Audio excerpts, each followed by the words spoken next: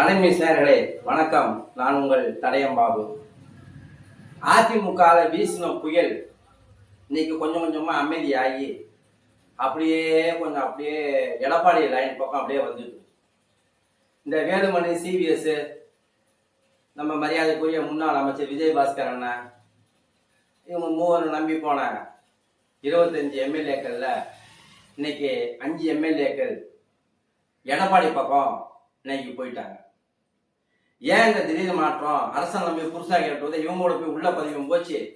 நாளைக்கு கட்சி தாவல் தடை சட்ட நடவடிக்கை தான் நம்ம எம்எல்ஏ பதிவு போயிடும். எம்எல்ஏ பதிவு போனா திருப்பி எலெக்ஷன் வரும். நம்ம நிக்கிறதுக்கு பணம் கிடையாது, மக்கள் நம்ம ஏன் ஓட்டு போட மாட்டாங்க, நம்ம நம்பிக்கை இல்லாம போயிடும் அப்படின்னு நினைச்சு இன்னைக்கு 5 எம்எல்ஏ, ஆற்காடு எம்எல்ஏ சுகுமார், அப்புறம் நம்ம பண்டுட்டி தக்காளி மோகன், அவர் சம்பத்தோட ஆதரவாளர். சம்பத்தான எங்க கருத்துல வாயை திறக்கலாம் அவரு. அடுத்து பார்த்தீங்கன்னா Anthiyur MLA Haribhaskar, Kangeyam MLA NSM Natarajan, Sankarankovil MLA Dileepan, இவங்கெல்லாம் இன்னைக்கு 5 பேரும் எடப்பாடியை பார்த்து அண்ணே தெரியாம பண்ணிட்டானே மன்னிச்சுக்கண்ணே சேர்த்துக்கண்ணே பதவி கொண்டுட்டு 5 எம்எல்ஏ அந்த பக்கம் அப்படியே போட்டாங்க. இது இன்னொரு சூறாசி என்ன தெரியுமா? எடப்பாடிக்கு ஒரு பக்கம் மகிழ்ச்சியா இருந்தாலும் அதே எடப்பாடிக்கு அதிர்ச்சி தரக்கூடிய ஒரு சம்பவத்தை 3 எம்எல்ஏ நீங்க பண்ணியிருக்கிறாங்க. எம்எல்ஏ பதவியை ராஜினாமா செஞ்சுட்டாங்க. யாரு? நம்முடைய மரகதம் குமரவேல் மதுராந்தகம் எம்எல்ஏ. அவங்க ராஜினாமா பண்ணிட்டு தாவேக்கால உறுப்பினர் ஆயிட்டாங்க. அதே போல பெருந்துறை எம்எல்ஏ நம்ம ஜெயக்குமார் அண்ணன், அவரும் எம்எல்ஏ பதவியை ராஜினாமா பண்ணிட்டு தமிழக வெற்றி கழகத்துல மெம்பர் ஆகிட்டாரு. தாராபுரம் எம்எல்ஏ சத்யபாமா, இவங்களும் எம்எல்ஏ பதவியை ராஜினாமா பண்ணிட்டு தமிழக வெற்றி கழகத்துல இன்னைக்கு மெம்பர் ஆகிட்டாங்க. 3 தொகுதிங்களா? 3 தொகுதி இப்ப காலி ஆயிடுச்சு. இன்னும் 2-3 நாள்ல சட்டசபை செயலாளர் அறிவிச்சிருவாரு. திருச்சி கிழக்கு அறிவிச்சாச்சு. இந்த 4 தொகுதிக்கு இடைத்தேர்தல் நடக்கும். இந்த 4 தொகுதி இடைத்தேர்தலில் விசில் சின்னம் நிற்கும். அவங்க ஜெயிக்கிறதுக்கு வாய்ப்பு இருக்கு. ஏன்னா ஆளுங்கட்சி தான் இடைத்தேர்தல் வரும். இது ஆண்டாண்டு காலமா பரம்பரையா வரக்கூடிய ஒரு முறை தான் இது.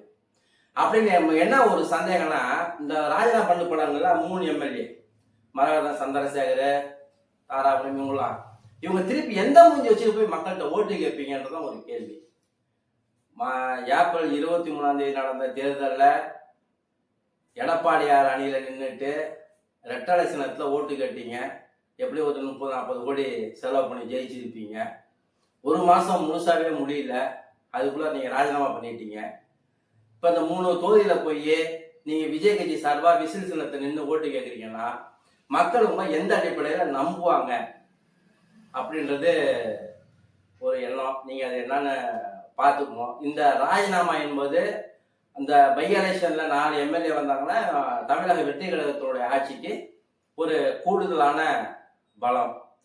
என்னன்னு பாத்தீங்கன்னா இப்ப மொத்தம் 47ல 3 ராஜினாமா, மீதி 44 ஏற்கனவே 22 எடப்பாடி பக்கம், இன்னைக்கு 5 அங்க போயிடுச்சு, 27 அந்த பக்கம் போயிடுச்சு. ஏற்கனவே வேலுமணிட்டு இருந்தாங்க 25 பேர்ல 3 பேர் போயிட்டாங்க. 22 5 போனா மீதி அங்க 17 பேர் தான் அங்க வேலுமணி அணியில இருக்காங்க. இப்ப யாரு கொறடா, யார் சட்டமன்ற கட்சியினுடைய தலைவர் அப்படின்றத விளக்கம் கேட்கக்குள்ள நம்ம மாண்புமிகு சபாநாயகர் அவர்கள் சொல்லியிருக்கிறாங்க, நான் சொல்ற தீர்ப்பு இந்த நாளே நான் நேர்மையானவன்னு சொல்லுவோம் அப்படின்னு சொல்லியிருக்கிறாங்க. அப்பனா அவரு சரியா தான் சொல்லுவாரு. ஏன்னா எம்ஜிஆர் வளர்த்த புள்ளலையா அவரு. நீதிக்கு மாறா அறத்துக்கு மாறா அவர் சொல்ல மாட்டாரு. இப்படிதான் இன்னைக்கு அதிமுகவினுடைய பூசல் இன்னைக்கு அப்படியே போயிட்டு இருக்கு. எப்படி இருந்தாலும் கூட இந்த பிரச்சனையை பார்க்கும்போது தற்சமயம் எடப்பாடி அணி கொஞ்சம் வலுவாயிட்டு வருது. வேலுமணி சிவி சண்முகம் எங்கேன்னு தெரியல, அவரை காணும். எந்த பிரஸ் மீட்லையும் அவர் கொடுத்துட்டே இருந்தாரு. நம்ம முதல்வர் விஜய் அவர்கள் தமிழக வெற்றி கழகத்தில் அமைச்சரவையில ஒரு இடம் கூட கொடுக்கல. அதனால எல்லாமே அப்படியே வெக்ஸ் ஆயிட்டாங்க. என்னடா சட்டமன்ற அதிமுக ஏற்கனவே கொறடாவை அறிவிச்சு அகிரி கிருஷ்ணமூர்த்தி பேச்சை கேட்காம நம்ம ஓட்டு போட்டோம் மந்திரி பதவி தருவான்னு பார்த்தோம். மந்திரி பதவியின் தள்ள என்னடா இது அப்படின்னு பார்த்தா அது ஒண்ணு எடப்பாடி எல்லா பொறுப்பையும் மாநில அமைப்பு செயலாளர் பொறுப்பு, மாநில செயல் பொறுப்புலாம் எடுத்துட்டு இன்னொரு ஆளை போட்டாரு. இப்ப மந்திரி பதவியும் கிடைக்கல, இருந்த பொறுப்பும் போச்சு. இப்ப நம்ம நிலைமை என்னன்னு தெரியலையே அப்படின்ட்டு அந்த 3 அணி இன்னைக்கு தவிச்சிட்டு இருக்கிறாங்க. இதை புதுசாரித்தனமா அது ஒரு 5 எம்எல்ஏ நம்ம தக்காளி மோகன் இவங்கெல்லாம் ஒரு 5 எம்எல்ஏ இன்னைக்கு எடப்பாடி போயிட்டு சண்டை ஆயிட்டாங்க. அண்ணே பதவி கொடுங்கண்ணே, அண்ணே பதவி கொடுங்க, எனக்கு தெரியாதனமா வந்துட்டானே போயிட்டானே கூப்பிட்டாங்கன்னு போயிட்டேன் பதவி கொடுங்கண்ணே அப்படின்ட்டு இன்னைக்கு எல்லாம் அங்கே போய் நின்றுட்டு இருக்கிறாங்க. எடப்பாடி கொஞ்சம் கருணை காட்டுவார். எடப்பாடி கொஞ்சம் கருணை காட்டி சரி வாப்பா வந்துட்டு போயிட்டா நின்று போ உனக்கு பொறுப்பு கொடுத்தாரன் அப்படின்ட்டு கடலாம் அடைப்பார்னு நினைக்கிறேன். ஏற்கனவே வாக்குறுதி கொடுத்துருக்காங்க. வயநாடு கடலாம் பார்த்துட்டு எடப்பாடி ஐயா சொல்லுகிறாரு, அந்த கடலாம் அடைப்பாங்க. இது என்னன்னா விஜய் வந்து எல்லாமே சாதாரணமாக நினைச்சாங்க. இன்னைக்கு விஜயனுடைய விசில் சத்தம் திமுக அதிமுக கோட்டையை வந்து ஆட்டி பார்க்கலீங்க, உடைச்சிடுச்சு. சுத்தமாக உடைச்சி பீஸ் பீஸ் ஆக்கிடுச்சு. எந்த திமுகவை தீய சக்தின்னு நடிகர் விஜய் சொன்னாரோ அந்த தீய சக்தி கூட்டிலிருந்து வெற்றி பெற்றவர்களை 4 பக்கம் 4 காலானு பாட்டியே மேலே உட்காந்து இன்னைக்கு முதல்வர் விஜய் வந்து ஆட்சி செஞ்சுட்டு இருக்கிறாங்க. எது எப்படியோ தமிழ்நாட்டு மக்களுக்கு ஒரு நல்லாட்சி, இன்னைக்கு ஒரு தரமான சம்பவங்கள் இந்த ஆட்சி நடைபெற்று வருகிறது. இந்த ஆட்சியினுடைய செயல்பாடுகள் திருப்தியாக தான் போயிட்டு இருக்கு. அது ஒரு பக்கம் இருந்தாலும் ஆனால் விஜயினுடைய அரசியல் வரவு மிகப்பெரிய திராவிட இயக்கத்தை பீஸ் ஆக்கிடுச்சு. உங்களை இந்த வேலுமணி குரூப்லாம் வந்துச்சு, ஏதோ கொஞ்சம் சீட்டுக்கிட்டு ஒரு சீட்டுக்கிட்ட கொடுத்துருக்கலாம், நீங்கள் அதை விட்டுட்டீங்க. அவங்க வெக்ஸாகி இப்போ எடப்பாடிக்கு இது பலமாக போச்சு.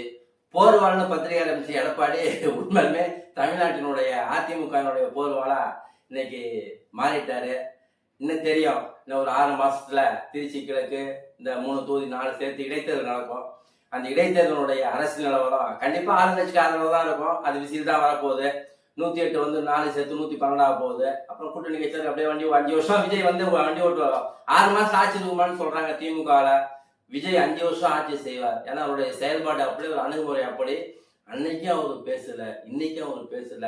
பேசாம இருந்த ஆட்சியை பிடிச்ச முதல்வர் விஜய் இனியும் பேசாம இருந்த இந்த 5 ஆண்டு காலம் இந்த ஆட்சியை வந்து நடத்துவார் என்பதுதான் இன்னைக்கு எல்லாத்தையுமே எல்லா கடையிலும் இன்னைக்கு பேசிட்டு இருக்கிறாங்க. யார் ஆண்டால் நமக்கு என்ன, மக்கள் நன்றாக இருக்க வேண்டும்.